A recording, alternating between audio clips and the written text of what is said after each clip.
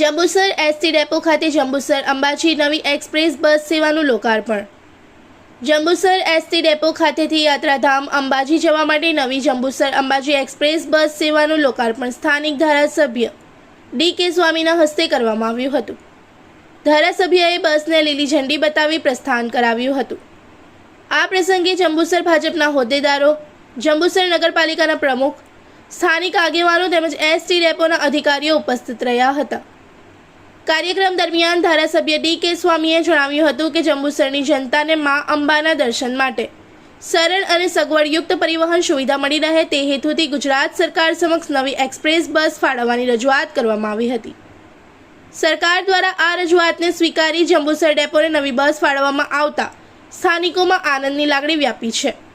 તેમણે આ નવી સુવિધા બદલ ગુજરાત સરકારનો આભાર વ્યક્ત કર્યો હતો અને જણાવ્યું હતું કે આ બસ સેવાનો લાભ જંબુસર તથા આસપાસના વિસ્તારના યાત્રાળુઓને મળશે। કાર્યક્રમના અંતે ઉપસ્થિત મહાનુભાવો અને અધિકારીઓએ નવી બસ સેવાના પ્રારંભને આવકાર્યો હતો। બોલો અંબે માત કી જય। આજ રોજ ગુજરાત સરકાર તેમજ વાહન વ્યવહાર વિભાગ દ્વારા જંબુસર ડેપોને એક નવી બસ આપવામાં આવી, ફાળવવામાં આવી, જેનું આજે ભારતીય જનતા પાર્ટીના સૌ કાર્યકર્તાઓ દ્વારા લીલી ઝંડી આપીને પ્રસ્થાન કરવામાં આવ્યું।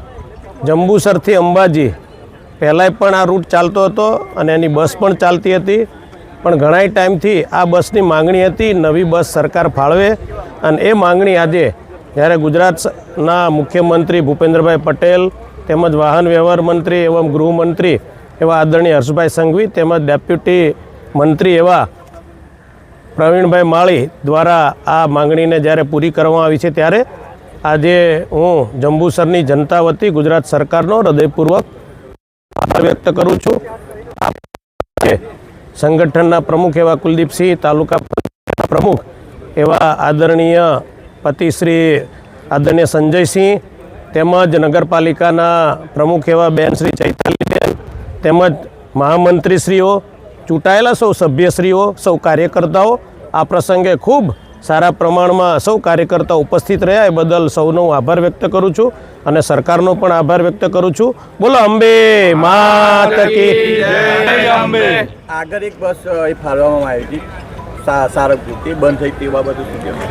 એ બસમાં ટ્રાફિક ન મળવાથી એ બસને દ્વારકા સુધી લંબાવવામાં આવી છે અને ભવિષ્યની અંદર પછી જે આ બસ બંધ થઈ છે અને જો યાત્રિકો મળશે તો સરકારમાં ફરીવાર રજૂઆત કરીને બસને ચાલુ કરવામાં આવશે, પણ એ બસને દ્વારકા સુધી લંબાવવામાં આવી છે અને અત્યારે દ્વારકા સુધી આ બસ ચાલે છે। જંબુસર ડેપોમાં પીવાનું પાણી નથી।